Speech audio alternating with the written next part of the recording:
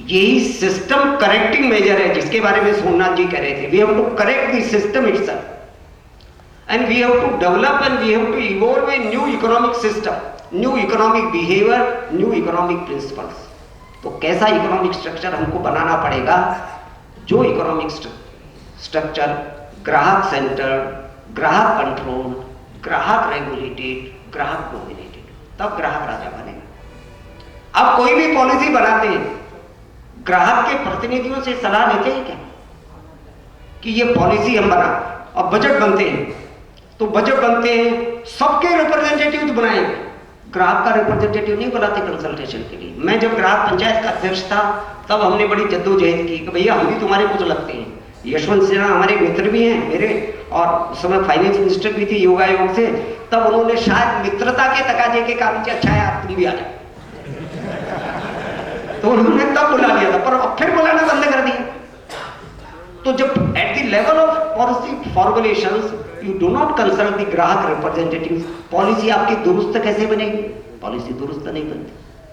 फिर केवल policy formulation के लेवल पर नहीं, आप पॉलिसी को एग्जीक्यूट करते हैं तो पॉलिसी की एग्जीक्यूट करते समय मॉनिटरिंग का काम किसके पास है?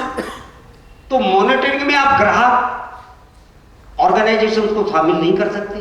बेस्ट मॉनिटरिंग कौन कर सकता है? अरे जिसको दर्द है वही तो कर सकता है ना, तो मॉनिटरिंग में शामिल करिए। और फिर पॉलिसी का इवैल्यूएशन करते हैं, मूल्यांकन करते हैं। कई बार पॉलिसी का रिजल्ट आया कि नहीं आया, मूल्यांकन की कसौटी क्या है मैं ये पूछता हूं।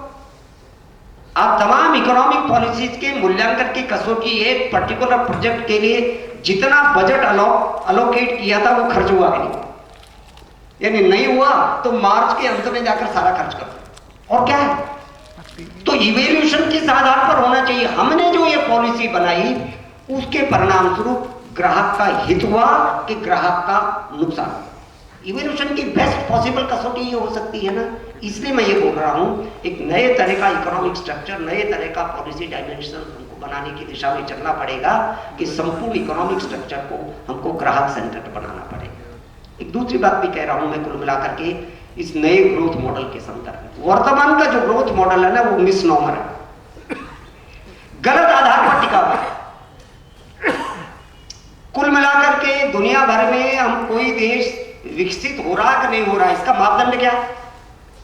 हमने दुनिया को भिन्न भिन्न इकोनॉमीज में बांट दिया ना, ये विकसित देश है, ये कम विकसित देश है, ये पिछड़ा देश है। On what basis? कौन सा थर्मामीटर लगाया तुमने? कैसे नाप लिया ये विकसित है, कैसे जज कर लिया ये पिछड़ा हुआ है? तो क्या है जजमेंट करने का तरीका? हम सब जानते हैं दो ही, पर कैपिटा जीडीपी और स्टैंडर्ड ऑफ लिविंग, यही तरीके हैं ना दो। जिस देश की पर कैपिटा जीडीपी ज्यादा होगी वो देश विकसित होगी, जिस देश के आम आदमी का स्टैंडर्ड ऑफ लिविंग ऊंचा होगा वो विकसित हो गया। सारे पॉलिसीज का डायमेंशन ये है। अब ये क्या है इसके बारे में बहुत छोटा सा बताता हूँ, इससे विचार करने का बहुत। तो she is producing services, service दे रही है ना। क्या दे रही है? घर की सफाई करने का, बर्तन साफ करने का, कपड़े धोने का, बच्चों का लालन पालन का, खाना बनाने का, ये सेवा दे रही है। गृह स्वामी उसके बदले में उसको तनख्वाह देता है, तो उसकी सर्विसेज का मार्केट मूल्य हो गया, जीडीपी में शामिल हो गया। अब रहते रहते मान लीजिए गृह स्वामी से उस मेड सर्वेंट का प्यार हो गया, चांद खाका और फिजा का हो सकता है तो उसका भी हो सकता है ना। तो प्यार हो जाने के बाद में दोनों की शादी हो गई।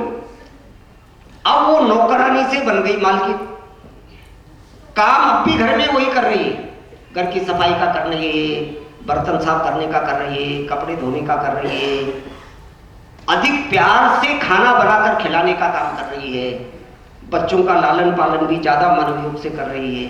पर अब हस्बैंड उस वाइफ को तनख्वाह नहीं देता, तो देश की जीडीपी मानेंगे क्या इस आधार को? अरे भारत में तो अधिकांश काम हमारे परिवारों में माँ बहनें वो सर्विसेज तमाम प्रोड्यूस कर रही है, पर भारत की जीडीपी में इस सर्विसेज की गणना नहीं होती। भारत की जीडीपी मेरे परिचय में बताया गया, मैं दिल्ली यूनिवर्सिटी में पढ़ाता रहा।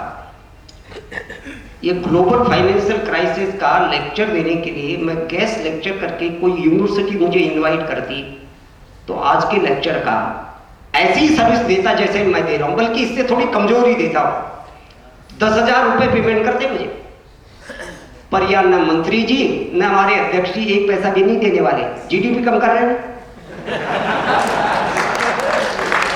जीडीपी, ये जीडीपी का मेजरमेंट है क्या भाई? आप अपने किचन गार्डन में सब्जी उगा लेते हैं, धनिया लगा लिया, पुदीना लगा लिया, हरी मिर्च लगा दी, कोई छोटा मोटा बैंगन लगा लिया, टमाटर लगा लिया, किचन गार्डन से सीधा तोड़ते हैं और किचन में पका लेते हैं। आपने वस्तु का उत्पादन तो किया है ना, पर बाजार में बेचने के लिए नहीं लगे, तो that will be not be counted in GDP.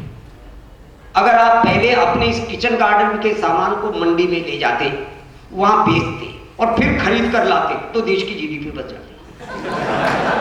यानी क्या क्या जीडीपी का मेजरमेंट है? It's a misnomer, it has to be challenged. ये मैं रख रहा हूं सब जगह पर विषय, इकोनॉमिक्स के बीच में भी रखा हूं। इट इज ए मिसनॉमर, ये साजिश का तहत है। भारत जैसे देश में बहुत सारी चीजों का उत्पादन हम नॉन मार्केट ढंग से करते हैं, सेल्फ कंजम्पशन के लिए करते हैं।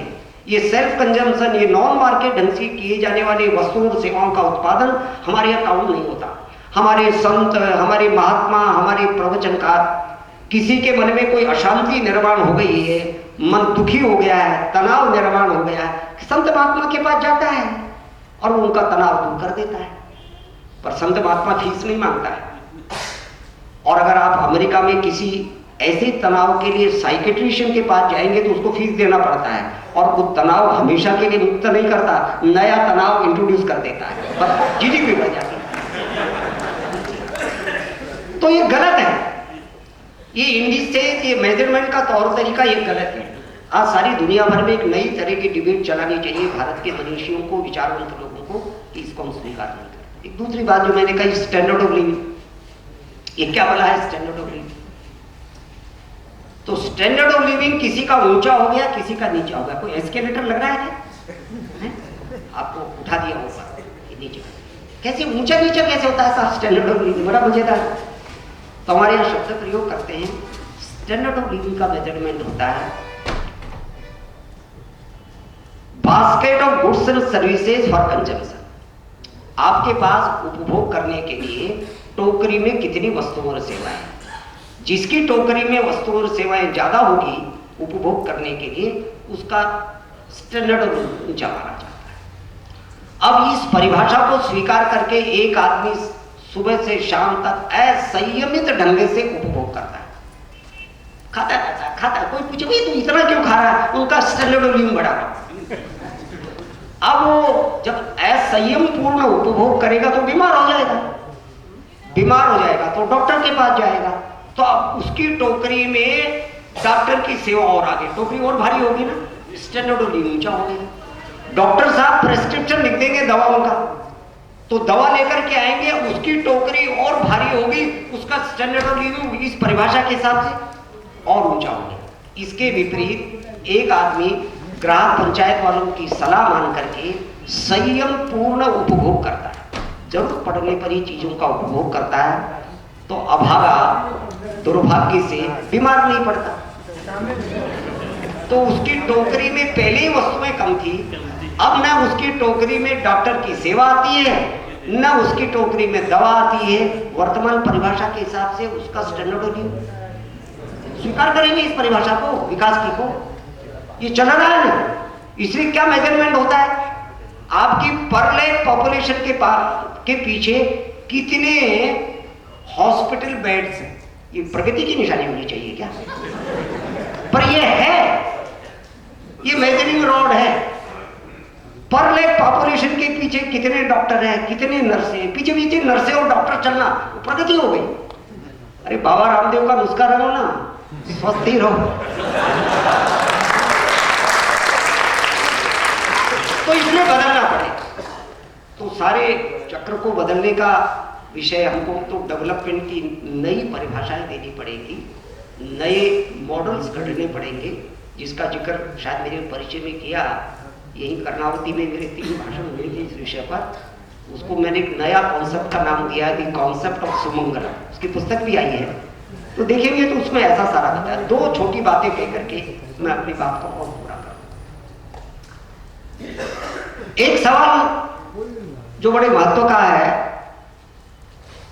कि आप जो नए प्रकार के डेवलपमेंट मॉडल की बात करेंगे तो आपका कंजम्पशन का पैटर्न कैसा रहेगा, प्रोडक्शन का प्रोसेस कैसा रहेगा, इसका जवाब देना पड़ेगा। ऐसे नहीं होता है। इकोनॉमी की रीस्ट्रक्चरिंग में आपको कंजम्पशन पैटर्न कैसा चाहिए। तो देखिए, भारत से इस मामले में भी दुनिया सीख सकती है और वर्तमान ग्लोबल फाइनेंशियल क्राइसिस पैदा ही ना हो, उसका ये सबसे बड़ा नुस्खा है। हमारे यहां क्या है, बाय नेचर, बाय टेम्परामेंट हम लोग बचत में विश्वास करते हैं। उनकी परिभाषा के हिसाब से हम अत्यंत गरीब मुल्क है, पर हमारा सेविंग रेट 32% है। दुनिया के बड़े बड़े इकोनॉमी चक्कर खा रहे हैं, ये गरीब भारत के लोग 32% अपनी जीडीपी की बचत करते हैं। कोई इकोनॉमी से आज तक इसका एक्सप्लेनेशन नहीं दे सका, कोई नहीं समझा सका। ये हमारी संस्कृति में है, ये हमारे संस्कार में है, ये हमारे स्वभाव में है, ये हमारी परंपरा में। गरीब से गरीब आदमी भी जितना उसकी इनकम है उसमें से कुछ बचत करता है। तो ये जो बचत करने का स्वभाव है हमारा और उपभोग को संयमित रखने का स्वभाव है, तो एक नए तरह का कंजम्पशन पैटर्न हम विकसित करते हैं। हम यूज एंड थ्रो वाली कल्चर के आदमी नहीं है, खाओ पियो और फेंक दो, ऐसा नहीं है। एक चीज का मैक्सिमम उपयोग करते हैं। मैं कई बार मजाक में समझाने के लिए उदाहरण दिया करता हूं। अपने यहाँ पर पुरानी परंपरा में धोती पहनने का रिवाज था, अब तो रह नहीं गया है, पर वो धोती पहनने का रिवाज था। तो गांव से कोई आदमी आता था कर्णावती में, तो धोती पहनकर आता था, एक धोती अपने कंधे पर डाल लाता था। दुकानदार से भिन्न भिन्न प्रकार का सामान खरीदता था, चावल खरीदा, चीजें खरीदी और सामान खरीदा। धोती के अलग अलग पल्लू में सामान बांध लेता था ना, बेस्ट पैकेजिंग होगी ना, कोई पॉलीथीन मटेरियल की जरूरत पड़ती थी क्या? तो धोती पैकेजिंग का काम। मान लीजिए काम करते करते कोर्ट कचहरी में आया, कर्णावती में कोई मिलने जुलने के लिए आया, रात पड़ गई, वापिस जाने के साधन नहीं है, तो किसी मंदिर धर्मशाला में सो जाता था। तो धोती बिछा लेता था, धोती बिछौना का काम करती थी ना। सर्दी लगी, धोती को ओढ़ लेता था, धोती ओढ़ने का काम करता था ना। पुराने जमाने में आदमी एक स्थान से दूसरे स्थान पर पैदल जाया करता था। आज जैसी ये 12 रुपए वाली पानी की बोतल नहीं मिला करती थी, कुएं पर बाल्टी और रस्सी पड़ी रहती थी, प्यास लगती थी, कुएं पर जाता था। मान लीजिए वाटर लेवल कम आ गया है, रस्सी छोटी पड़ गई, तो धोती को रस्सी के साथ बांधता था और बाल्टी से पानी निकाल लेता था। धोती ने रस्सी का काम कर दिया ना।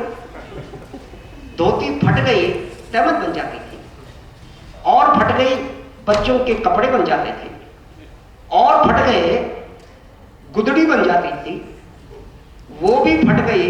तो मैं राजस्थान का रहने वाला हूं, हमारे वो ढूंगले बनते थे, यहां पता नहीं क्या कहते हैं, तो सामान वामान रखने के लिए ढूंगले बन जाते थे, वो भी फट गया तो कागज की लुगदी में काम आ जाता था। मैक्सिमम उपयोग करने की परंपरा थी ना हमारे यहां पर। तो ऐसी स्थिति में रिसोर्सेज वेस्ट नहीं होते थे, तो हमको एक तरह का कंजम्पशन पैटर्न देना पड़ेगा। आज सारी दुनिया भर में चल रहा है सस्टेनेबल डेवलपमेंट। मेरा ये चैलेंज है दुनिया भर के अर्थशास्त्रियों का, you can not have sustainable development without having sustainable consumption pattern. पहले आपको सस्टेनेबल कंजम्पशन पैटर्न लाना पड़ेगा और उसकी सीख, उसकी पाठशाला हिंदुस्तान के पास ही, हमसे सीखना पड़ेगा सस्टेनेबल कंजम्पशन पैटर्न। तो दुनिया भर को हम ये सस्टेनेबल कंजम्पशन पैटर्न देने का काम करें। इसकी जरूरत। एक अंतिम बात कह करके विषय पूर्ण करता हूं। उत्पादन का तौर तरीका कैसा रहे टेक्नोलॉजी के। आजकल टेक्नोलॉजी का बड़ा जमाना है। सबसे ज्यादा ये पश्चिम के लोग हमको टेक्नोलॉजी के नाम पर ही डराते हैं। तुम भाई ठीक है, तुम बड़ी बड़ी बातें कर लो, पर टेक्नोलॉजी में तो हमसे पिछड़े हुए हो ना। हमारी हाई टेक्नोलॉजी ले लो, हाई टेक्नोलॉजी, सब जगह हाई है क्या? हाई हाई, ये हाई क्या है को तो समझ में नहीं गया। मैंने बहुत सारे टेक्नोक्रेट्स को, बहुत सारे साइंटिस्ट को ये पूछा, ये टेक्नोलॉजी का डिमार्केशन आपने हाई और लो टेक्नोलॉजी कैसे कर दी? It's a wrong demarcation, it has to be challenged. There is no such thing as high technology and low technology. कोई टेक्नोलॉजी न ऊंची होती है, न कोई टेक्नोलॉजी नीची होती है। टेक्नोलॉजी का विभाजन होना चाहिए, appropriate technology and inappropriate technology. एक पर्टिकुलर टेक्नोलॉजी एक देश में एक पर्टिकुलर काम के लिए ज्यादा उपयोगी हो सकती है और वही टेक्नोलॉजी दूसरे देश में दूसरे सर्कमस्टांसेस में नाकामयाब रह सकती है। तो हर एक देश अपनी परिस्थिति के अनुसार में टेक्नोलॉजी का चुनाव करेगा।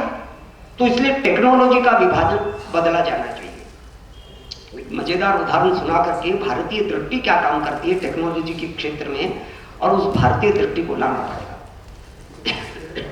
देखिए, वर्तमान का जो टेक्नोलॉजी का मिक्स है और प्रोडक्शन स्ट्रक्चर है वो क्या है? ज्यादा इनपुट लगा करके ज्यादा आउटपुट करना। अब तक तमाम दुनिया के एडवांस स्टडीज के प्रोडक्शन स्ट्रक्चर को, टेक्नोलॉजी को स्टडी कर लीजिए। ज्यादा इनपुट से ज्यादा आउटपुट दे रहा है। ज्यादा आउटपुट हो रहा है दुनिया भर में उत्पादन, पर एट व्हाट कॉस्ट? इनपुट ज्यादा लगा रहे हैं। इसलिए नेचुरल रिसोर्सेज का डिग्रेडेशन हो रहा है, एनवायरमेंट की समस्या खड़ी हो रही है, वाटर लेवल नीचे जा रहा है, एनर्जी क्राइसिस खड़ा हो गया, धरती के भीतर मिनरल्स खत्म होते चले जा रहे हैं, खाए जा रहे हो। अनावश्यक रूप से आप इस इनपुट्स का प्रयोग कर, भाई धरती में परमात्मा ने संसाधन तो सीमित बनाए हैं ना। तो भारत का प्रोडक्शन स्ट्रक्चर और टेक्नोलॉजी ने हमको क्या सिखाया है? कम इनपुट से ज्यादा आउटपुट। ये भारत का वैशिष्ट्य है। कैसा है? इसका एक उदाहरण देता हूं मैं समझाने के लिए।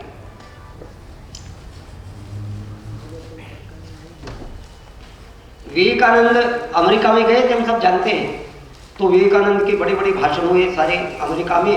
अमेरिकन लोग विवेकानंद के भाषणों पर बड़ा मोहित हो गए, ऐसे पागल हो गए, विवेकानंद के पीछे पीछे भाग गए। बड़ी विद्वान दर्शन की बातें।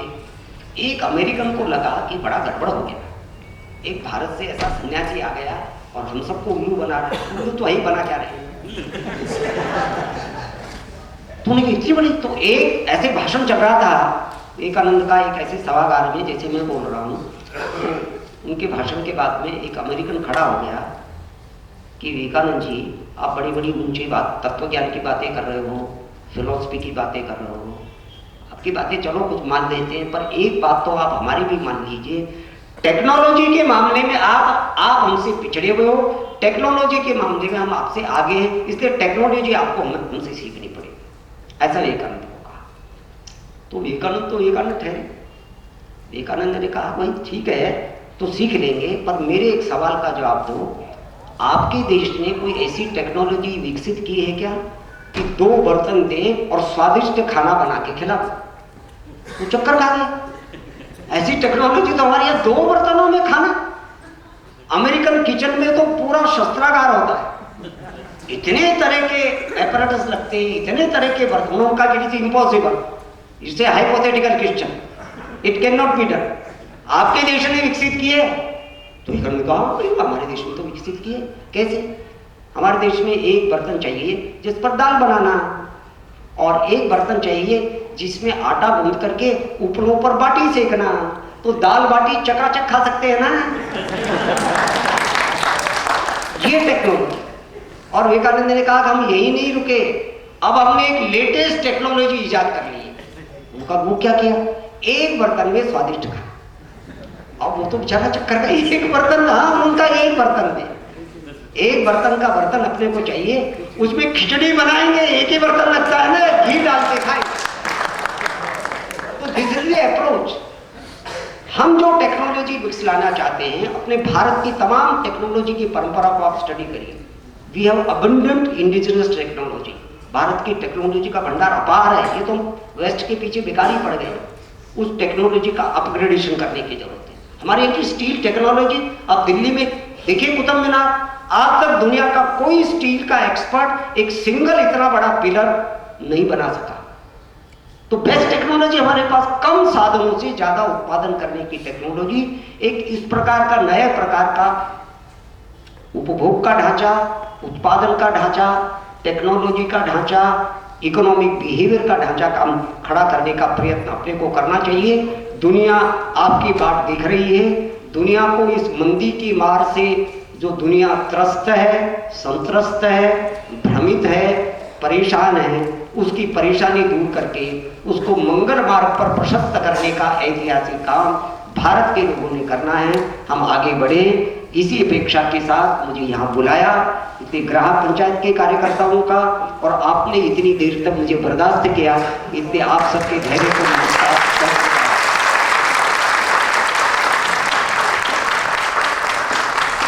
खूब खूब आभार डॉक्टर बजरंगलालजी।